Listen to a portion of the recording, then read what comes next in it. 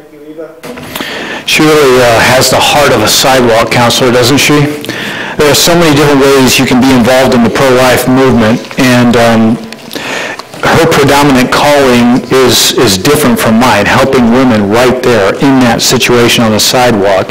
My role is more as a person who does arguments and teaches people about how to defend our viewpoint and actually writes about these things and that sort of thing. A pro-life apologist, in a word. And so I'm going to give you some arguments about this whole matter, so that if you're pro-choice, I'm going to hopefully give you some reasons to reconsider the pro-life position.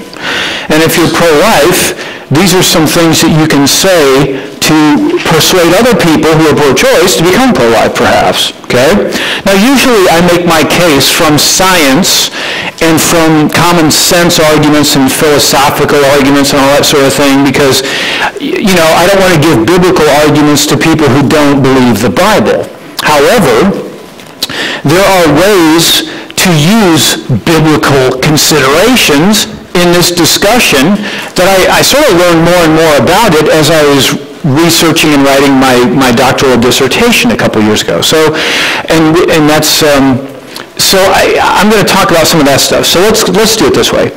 The moment Jamie was born, now if you look at the sound booth over there, I've got my wife playing with a camera, and I've got my oldest daughter Jamie in glasses right there, and I've got my youngest daughter Daphne hiding behind that screen right there, but they're all lined up back there. But when Jamie was born, the doctor gasped, "Oh my goodness." And we said, "Well, what's wrong? What's going on?" Because she was screaming and kicking and everything. But the doctor said, "Look at this." And she showed us the umbilical cord, and it was tied in a knot. Now, how many of you know what happens when an umbilical cord gets tied in a knot? It kills the baby, because that's where all the nourishment and stuff comes from the mom to the baby. So, but the umbilical cord, even in the knot, was still plump. It wasn't like it had been yanked tight yet to cut everything off. And here's Jamie alive and kicking like a frog, right? So the doctor said, "Oh my goodness, this is a real miracle baby, because these babies usually die." And well, that was a mind-blowing thing as they were tending to my wife at that moment. They put Jamie in my arms, and I sat down in this, I think it was a rocking chair in that delivery room, and I held Jamie for the first time in my life. And I was overwhelmed with all of the feelings of being a father and these profound feelings of love, combined with this gratitude deeper than I had ever known before, that God had spared my little baby in all of this situation. He had protected her when we didn't even know she was in danger. We couldn't do anything about it, but God protected her. And I felt the same way, that same kind of gratitude when Daphne was born with some complications and stuff. But so here's Jamie, you know, she's sleeping like a baby, and there's me crying like a baby. I was overwhelmed. But if someone were to ask me why I love my daughters, I don't know what I could really tell them. Now think about this. Parents, you know, we can name things about our kids that we think are pretty cool. I mean, I could tell you about their capacities, their personalities, and their strengths, and they get good grades, and they behave themselves well. And I can give you the whole, you know, dad goggles vision of my kids and tell you all the great things about them. But you know what? I mean, and they're both studying in college. They're you know, Jamie is pursuing her English degree with Liberty University Online. She writes novels for fun, but has done it for years. Then she wants to do it for a living. She's a junior now. And Daphne is pre-med and studying biology at Arizona State online. And in spite of the fact that she is an Arizona State Sun Devil, she is in fact a servant of Jesus Christ. But I could tell you all kinds of nice, good things about the girls that are praiseworthy, but none of those things are why I love them. Do you see what I'm getting at? There's this kind of unconditional love of parents for their kids that just, there's not a reason. We just love them, right? But is it the love of a parent for their child that makes them objectively valuable so that they should have their right to life protected by law? I mean, do we found the right to life on parental love? No, we do not. In fact, if we did, that would be a really shaky foundation, wouldn't it? Because there are parents who neglect their children, who abuse their children, who don't care. There are fathers who never even bother to try to get to know their kids at all. But then not everyone necessarily sees it this way. Allison Jagger is a distinguished professor of philosophy at University of Colorado. And she writes in defense of abortion. She said this. I put this quote. By the way, do you guys have the handouts? I included the quotes in the documentation for some of these little quotes in there so that you can have them handy. She said, when fetuses are perceived as approaching and welcome members of human families and communities, they may have moral value as objects of people's hopes, desires, and fears. Since both sorts of value admit of degrees, my view implies that all fetuses do not have the same moral worth. So, no equality then. You see that there are some fetuses, she would say, have a right to life because they're sentient and rational to a certain degree. That's a part of quote just before this. And there are other fetuses that haven't grown those mental capacities yet, and they don't yet have any objective value, but they do have value if the parents want them. Do you guys see that? There's that very slippery, shaky foundation for human value again. And where have you heard this before? That there are some humans, she acknowledges that the unborn are humans in her book. Where have you heard this before? Some humans don't deserve human rights. Have you heard that before? Is that not what we said in the South to justify slavery? Or they said that in the South to justify slavery? Black people, human beings, but don't deserve the right to freedom, for example. Nazi Germany.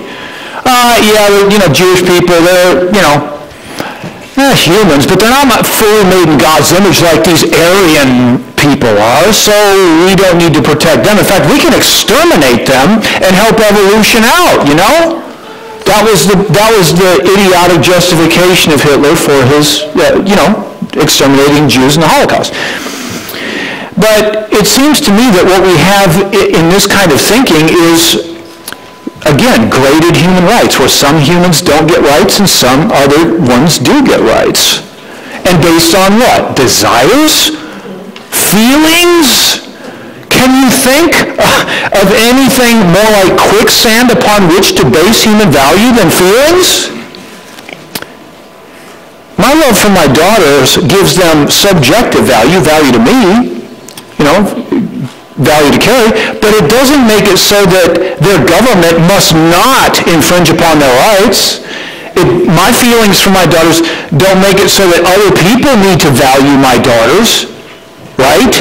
See, I lack the authority to set their value. Do you understand what I'm saying? I mean, their value is no matter what their parents feel about them.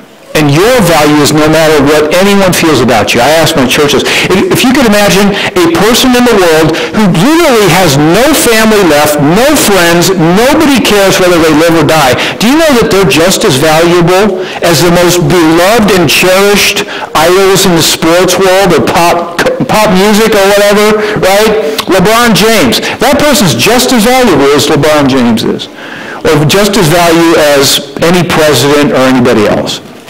That's objective, equal human value, right? We assert that, but what's the basis for any of that? Why would we say such a thing? What is equally true about all of us? These are the sorts of things we have to get at. We have to figure out some foundation for human value then, okay? So to ground the value of people solidly, we must find some other basis or source of value than feelings, one that is objective, that doesn't depend on people's feelings, one that is equally shared, that doesn't come in degrees where some people have more and other people less of it, a source of value that is stable, that doesn't change, throughout your life. Sometimes you have it and other times you don't. That would be episodic, right? And that comes from an authority that is above governments. Otherwise, governments are not accountable for how they treat their people. Do you want a non-accountable government? I don't. We're coming off a century in which communist governments killed 100 million, not of other people's people, their own people. Do you understand? You cannot leave governments unaccountable to a higher moral law. There must be a law above the law, or the alternative metaphor is some basis, some grounding for human value, okay, that goes beyond governments and beyond people and feelings. Something pre-political, in fact. Kind of reminds me of the Declaration of Independence. You guys can probably quote this. Any of you guys that have been in school, what are the first words of that thing? We hold these truths to be self-evident, that all men are created, men means people, men and women, are created equal, right? And it says, and they are endowed by their Creator with certain inalienable rights. That means their government can't even mess with these rights. In fact, the next bit says, among these are life, liberty, and the pursuit of happiness, and that to secure these rights, governments are instituted among men. Instituted by whom? God has instituted governments to secure the rights that God has endowed people with by creation. That's where our founders stood on this question. They didn't found human rights on the desires, hopes, and so forth of the parents, whether they wanted their children. No. It's been pre-decided when that human being came into existence to begin with. Okay. And the founding fathers believed that God created people in his image and likeness, right? Right out of Genesis 1:26 through 28, right? Well, here's the thing. The entire human rights tradition depends upon this belief. I'll give you one example of, this guy is not a Christian philosopher. He's a French secular, philosopher. No friend of Christianity, believe me. But he said this about this subject. Christianity was to introduce, this is Luke Ferry, this is in your notes, I think. Christianity was to introduce the notion that humanity was fundamentally identical, that men, people, were equal in dignity, that's value, an unprecedented idea at the time. In the Roman Empire, people were not thought to be equal in value at all. Men had way more rights than women had, and way more rights than children had. And citizens had more rights than non-citizens, which was the majority of the Roman Empire. Are you with me? Not equal rights. We have equal rights now because of what? The legacy of the Christian teaching about humanity made in the image of God. He says, and the one to which our world owes its entire democratic inheritance. So this democracy stuff and human rights, we owe that in our world to Christianity, to Judeo-Christian thought about humans made in the image of God. He says, but this notion did not come from nowhere. He's acknowledging that the Christian faith gave us this. He doesn't like the Christian faith, but he's got to admit that was a pretty good contribution. Right? Well, Jürgen Habermas said the same thing. But he said it in a bunch of 50-cent terms, so I'll skip that. Yet we encounter this question. When we say, all right, human beings are made in God's image and likeness, the first question some people would ask was, what does that mean? What does it mean to be made in the image and likeness of God? Now here, the whole church of people, Christians worldwide, do not all say the same thing to answer that question. So I'll give you three really general groups of answers to this question. and then I'll tell you what I believe the Bible actually says. The first answer is, well, the image of God is reason, the human capacity to reason, because God is a knowing God, and he made us to be knowers too. So reason especially, but also maybe, free will might be included, and the moral capacities to be holy and righteous and that sort of thing. But it's capacities, these rational and moral capacities that are the image of God in that way of thinking. Now, one weakness of that is that, well, rationality comes in degrees. Have you ever debated anybody on Facebook or social media before? Have you noticed that some people make really stupid arguments on there? Okay. Clearly, rationality comes in degrees, with some people having less and some people having more. So if our human rights are based on rationality that comes in degrees, then rights come in degrees too, and some people should have more rights and some less. Well, wait a minute, we can't agree with that, because don't we all agree that we should have equal human rights? Whether you're a Christian or a non-Christian, everybody believes in equality today, don't we? This is a really quiet place. Do you agree with equality or don't we? Yeah, of course we do.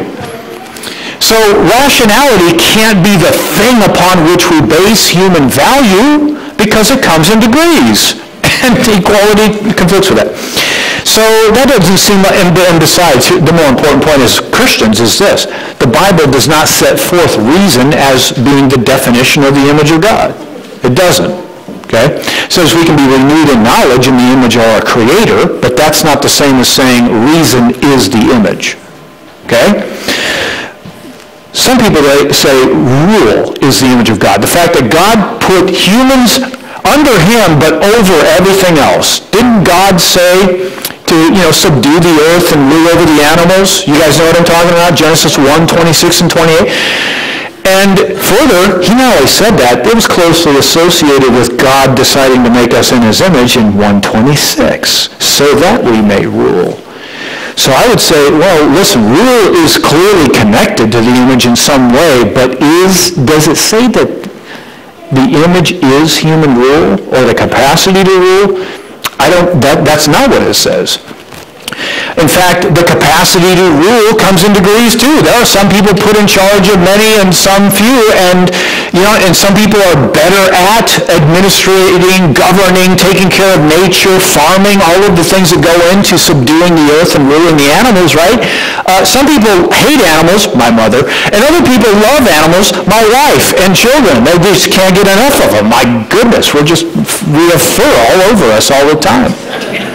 There's a farm over there at Pedroli, right? Future Farmers of America, all because of my wife. So, again, this stuff comes in degrees, this whole thing about rule.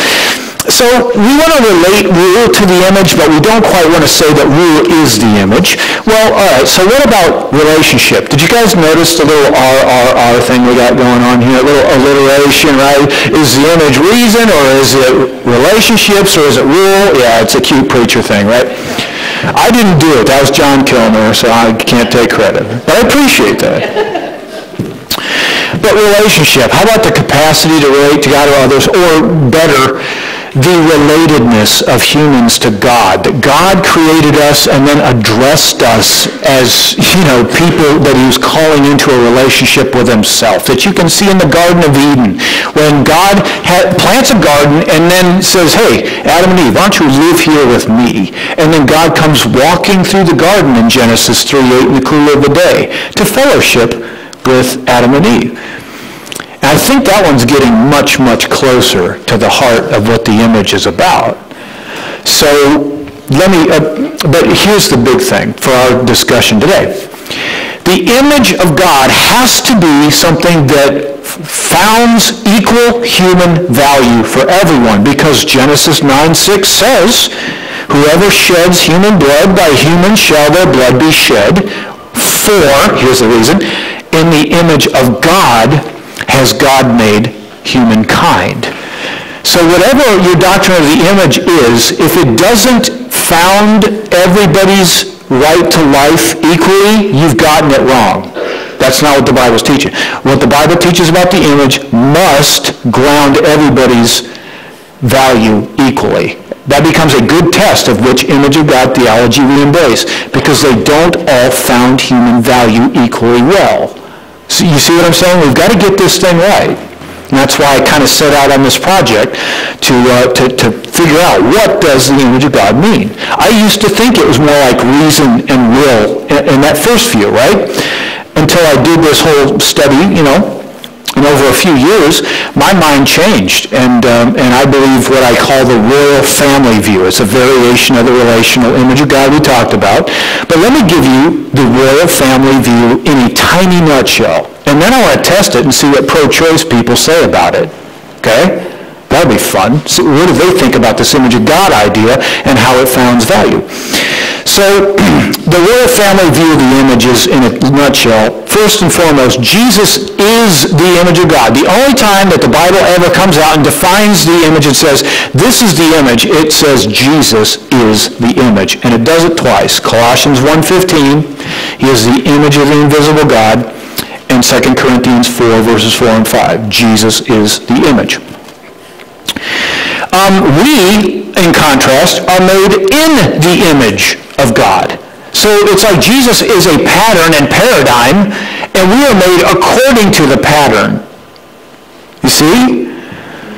Okay. And the Bible consistently uses that language, that we are made according to the image, but Jesus is the image. So Jesus, in Jesus, we see what God is like, his moral nature, his righteousness and justice and holiness and self-control and his peacemaking and his love and compassion and capacity to forgive. In Jesus, we see that embodied in a human character. Okay? It's not Jesus' personality we're called to be like. It's Jesus' moral character that we're called to be like. So here it is. Jesus is the image of God, our pattern and paradigm. Humans made in God's image are beloved royal children of God by nature, who are meant to enjoy relationship with him and his family and reflect his virtuous character while sharing dominion in creation with the family. I like to ask this. If you are the son or daughter of a king, what does that make you? Princes and princesses, royalty. And that's exactly what you are. You are a son or daughter of God. Now, automatically, you're God's beloved child. It is God's love for you that determines your value, not your parents' love for you that sets your value. Because God's love does not vary. I mean, you've got, again, some parents who love their kids and some that hate or neglect their kids. That's a sliding scale. But God's love is constant, stable, unyielding, and non-preferential. It's utterly equal. And it's the most powerful, that's as far back as you can get in grounding human value, is the love of God for every human being he made. Read Job 10:12 sometime. God is creating Job in the womb. Job is reflecting upon that God did this. And it parallels God creating Job and God showing Job kindness. Love. That means that in love God made you from the very earliest moments of your development. And the royal family view, the image of God is first and foremost about being children of God. Okay? Jesus was the Son, divine. We are the Son, not divine, but nevertheless sons and daughters of God. Okay? And heirs of God in biblical language, right? Romans 8. Okay, I got to skip over it. But here, the bottom line is that you are worth an incalculable amount that cannot be measured in dollars. Okay? God loves you, he values you, and then because he's the authority in the universe, the buck stops with God. Anybody who messes with God's kids is going to deal with God himself about that sort of thing. I mean, what I'm trying to say is that the source of human value is also the supreme authority in the universe.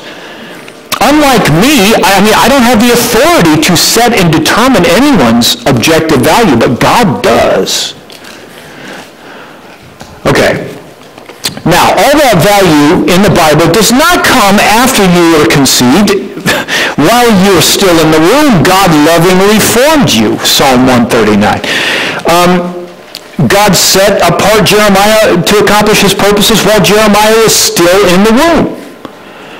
And God makes it clear that the very same being inside the womb is the same later outside the womb in passages like Luke 1 and 2, because he uses the same term, brephos, for Jesus as a baby, as it used to John the Baptist when he was a fetus. I mean, we like to say those different terms, but the Greek, they use the same word for fetus and baby, because it's the same basic thing. It's just a less developed human being, but nevertheless a human being, okay? So we are God's beloved children from conception on, so how can we possibly think that God's attitude towards killing us in the womb would be different from his attitude to killing us outside the womb? So here's a precious child of God that has been put through a suction aspiration abortion lying on a table in pieces. How do you think God feels about that? Here's a precious daughter of God who has come out of her mother's womb in one piece, but burned with saline to death. Over the course of however many minutes or hours that took, I don't remember how long it takes. How do you think God feels about that? That's his child. No matter what that child is or is not to her parents, that's God's child. So, and this is all called, by the way, abortion care. More and more when I hear about abortion from their advocates, it's abortion care that this is called. This is the opposite of care. It's inhumane. It's indefensible. It's cruel. It's murder. It's genocide. That's 62 million in the U.S. since 1973. Does anybody know what the figure is worldwide since 1980?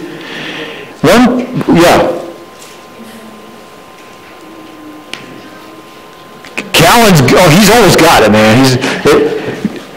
1.6 billion with a B. So we have an argument for the pro-life view called the sanctity of human life argument. Okay? Here it is in a nutshell. Few premises and a conclusion. Here it comes. Oh, it's coming slowly, but there it is. Oh, there we go. All right, you guys are hanging in suspense. The premise one, or support one, is the fetus is a human life from the moment of conception. And by the way, every embryology textbook used in our universities acknowledges that. Every one of them. OIT prescribed this for Daphne's biology class her freshman year.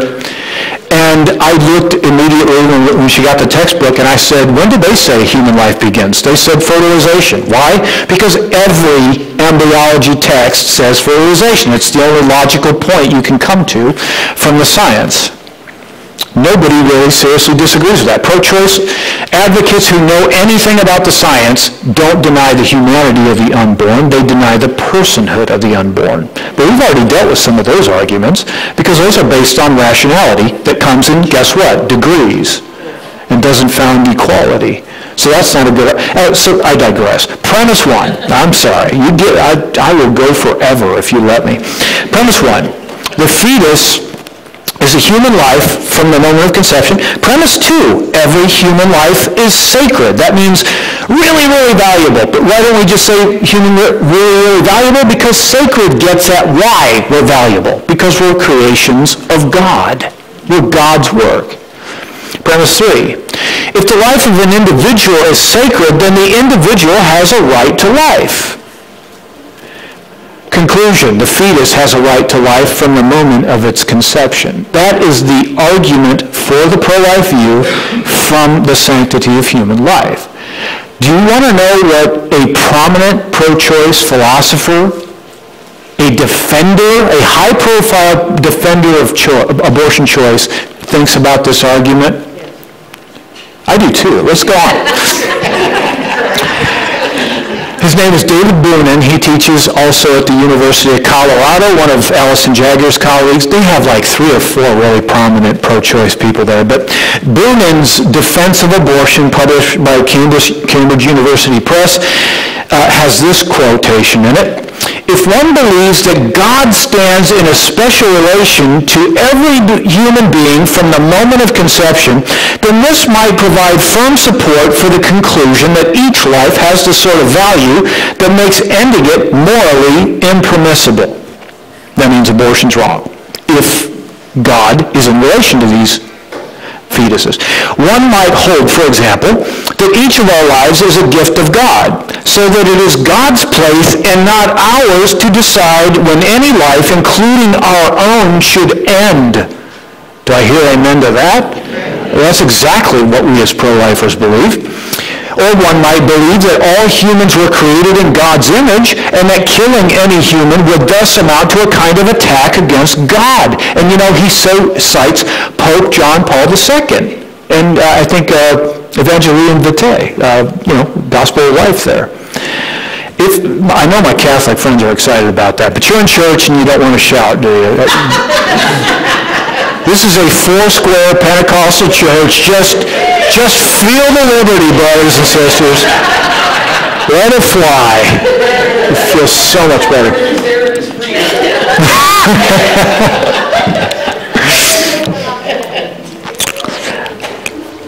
He goes on. If sanctity is understood in this religious sense, then there's good reason to suppose that someone who assents to premise 2, every human life is sacred, will also affirm premise 3, the individual has a right to life. What he's saying is, if you grant this image of God concept we've been discussing, especially the relational one we were talking about, then that's a great argument for the pro-life view and against abortion. Right? So you're going to say, so why is he a pro-choice advocate in this book rather than a pro-life advocate? Because he rejects the notion that we're made in God's image. Okay? And let's take some other grounds, some other apologetic work to get him there. But I mean, but the point is that granted, if we can support the idea that God created us with evidence and reasons and science, hint, we can, but that's a whole other meeting. We'll have to talk about that some other time. Some of you have been to my classes at Brookings Harbor Christian School. We go into some detail to give evidence for intelligent design and creation and all that good stuff before these kids go off to college to be told all kinds of other things. But anyway, so he's simply rejecting the idea of the image of God itself. Now, but if you grant the image of God, you've got a great argument for the pro-life view. Now, so I've been told for years, and I think that the image of God idea is really not very useful in an argument for the pro-life view because, well, one, it's not always, people debate what the image of God is or don't understand what it is. Well, if you just come at them with the royal family view and put it in a nutshell, that kind of gets you around some of that problem. And 2, well, you can't argue that with people who don't believe the Bible because, then you're not on common ground. And we think that arguing from common ground to the pro-life view is more effective. But here's the problem with that thinking, just for a second, okay? Just not so fast, my friend. Let's just see if this works. 77% of Americans believe God created us. 77%. Did you know that? Only 22% of the U.S. population believes in unguided evolution. Okay?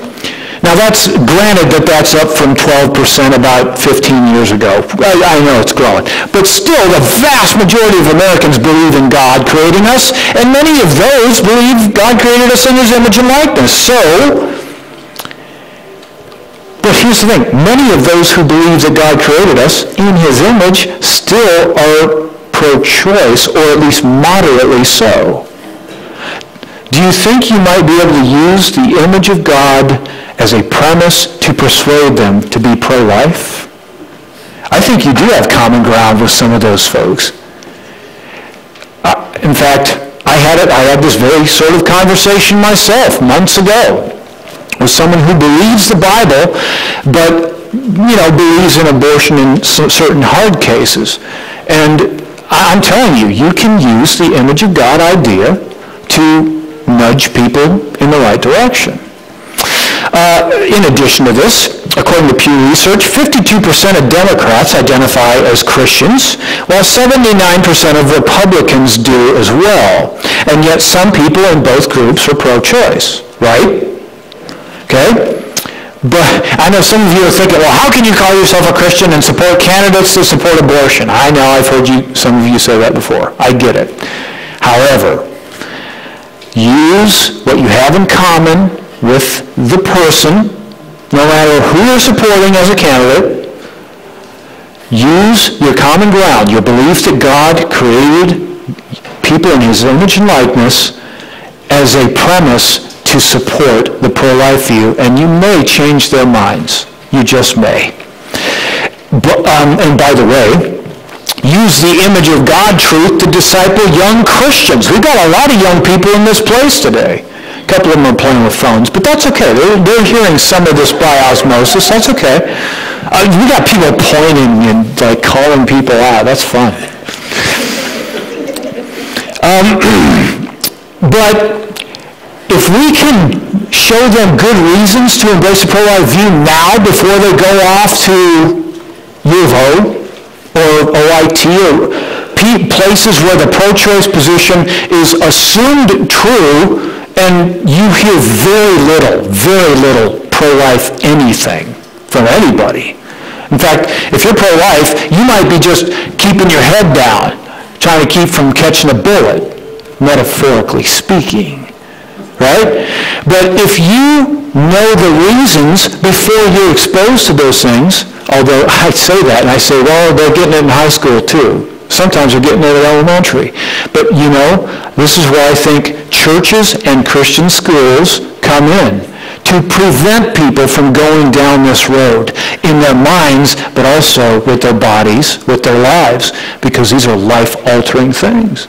Get them while they're young. That's why I teach at the Christian school for this reason. I'm trying to prevent people from becoming activists supporting this culture of death. Okay? And it works. I see kids being emboldened by this. I've got stories like... one of my students went off to a college in Oregon, and during orientation, they separated these kids out and said, if you're pro-choice, stand over there, and if you're pro-life, go stand over there. And 98% of the people, this was hundreds of kids, went to the pro-choice side.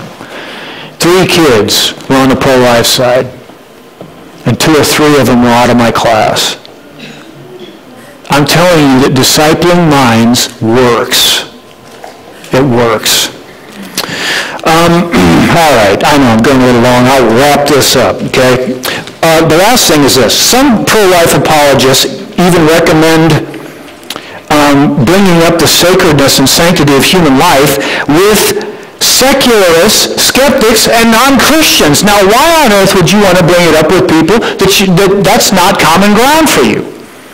And this is where I've opened my mind a bit more on this, because I was more of a mind to only use the image of God with people who already believe the Bible, and not with unbelievers. However, there is a way to use this, and here's how that might work, okay? What you ultimately are going to want to do is show that we have the resources as believers in creation, in God's image. We have the resources for grounding human value that they sorely lack in their worldview. Okay? Here's why.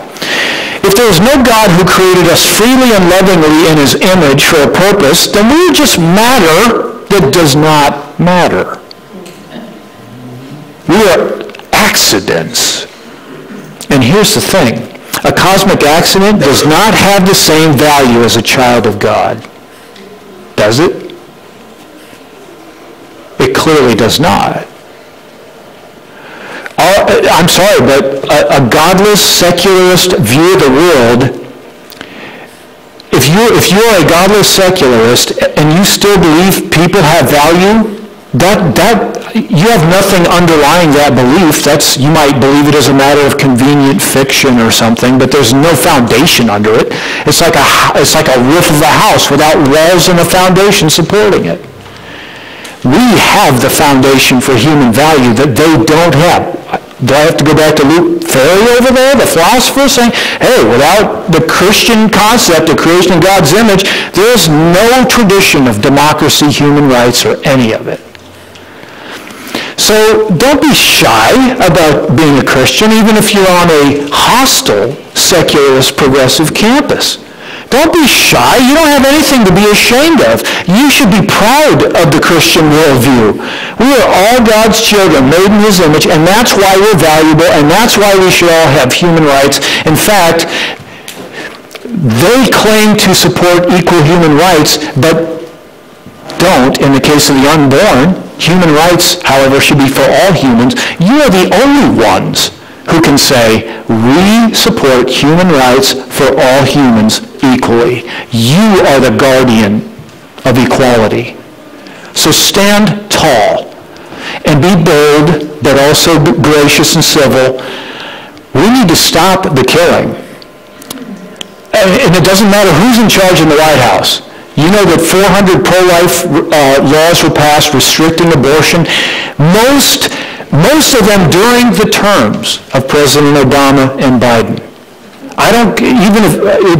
It does not matter who's in the White House. We can still make huge pro-life progress.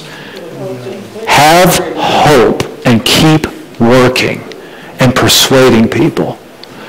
Okay, are there any questions that anything that's not clear or anything you want to ask right now? Yes? I was wondering if the men ever have any sort of say, or can they mandate some sort of delay on abortion? Do they have any rights?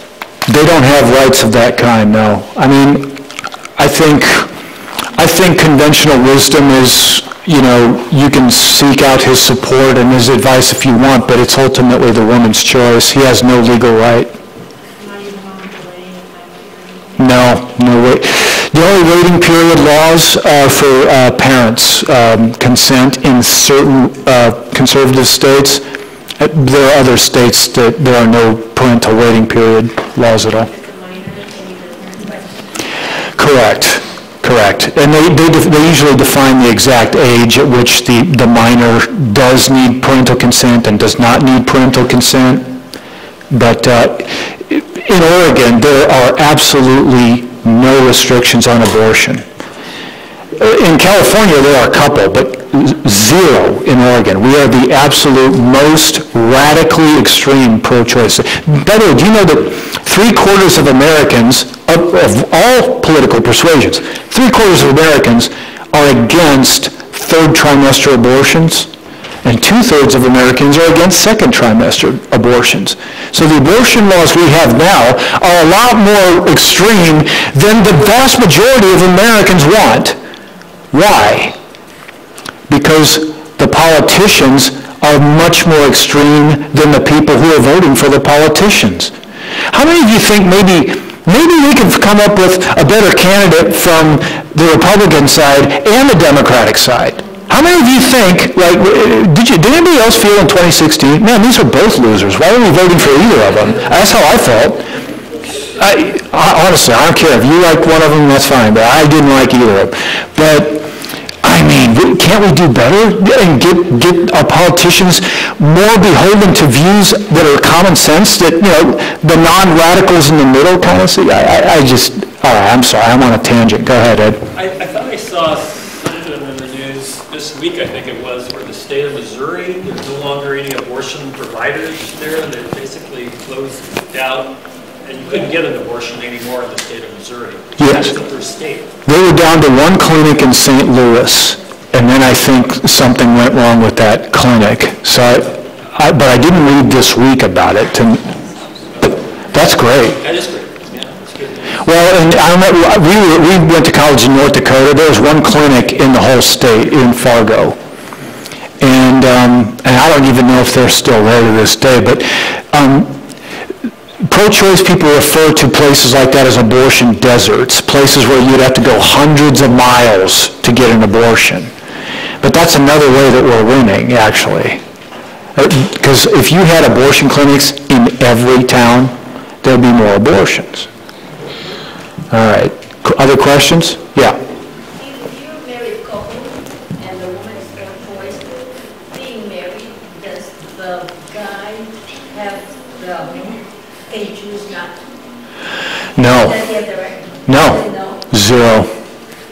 Yeah, no rights. Say again? Repeat the question. Oh, I'm sorry. Oh, I'll repeat the question for the sake of it. The question is, if the couple is married and he is pro-life and she is pro-choice and she wants to have an abortion, does he have the legal right to stop that from happening? And the answer is no. Whether he's a boyfriend in the case you were talking about or a husband in the case you're talking about, he has no legal rights that I am aware of. Stacy? Where is the closest abortion clinic? Eureka. And Eva can tell you all about it because she's been a sidewalk counselor and done 40 Days for Life there. It's 2 hours south of here. But people are referred, of course, from here in Crescent City. So the nearest abortion clinic is in Eureka. Where they sent from here? Yes. I was engaged in a discussion online recently on pro-choice, pro-life, and the person asked me a question. I didn't know how to answer this. This person was believing that the life of the unborn was not as important as the life of a born person, and said, you know, what do you think should be the consequences for having an abortion? He said, if you don't believe that the doctor and the mother of the child should be punished the same as any other murderer, then you obviously don't really believe that unborn life is the same as a child that is born. And I didn't have a good answer, and I wondered what you say to that. Okay, I'm going to repeat the question for our recording there because we're going to put this on YouTube later today, and we may include the Q&A. The question is, if we as pro-lifers would not support laws that punish women and doctors for abortion along the same lines as we would punish them for, like, killing, for murdering adults or whatever, then we don't really believe in our own position, and so somehow they think that would mean that we shouldn't change the laws in accordance with what we're saying, because we don't even believe what we're saying. Why should they believe what we're saying? All right. Here, I would say a couple things. First of all, there are varying opinions in the pro-life movement about penalties and laws. I'll come to you next, okay? About laws and punishments. I've seen where some pro-lifers would say that you should be punished as a mother the same as if you had murdered somebody, if you had murdered your 10-year-old child, penalty should be the same as if you, committed abortion. And other pro-lifers say, no, she should, have some penalty and punishment, but it shouldn't be quite as severe as that. And the reason that some pro-lifers say that is because you have to account now for the fact that we've lived for 48 years in a culture that has told them it's okay. And they've gotten all these arguments, why it's okay, your body, your choice. You are not obligated to support the life of a being that you didn't want to bring into being to begin with. The argument from unplugging the violinist and some of these other arguments. And so, and because they don't see what's inside their wombs, now the abortion doctor does. The abortion doctor knows what's inside the womb. She may have remained blissfully ignorant because she hasn't gone out and sought, Leonard Nilsson's photographs. Have you ever seen his photograph? You have, because you've been staring at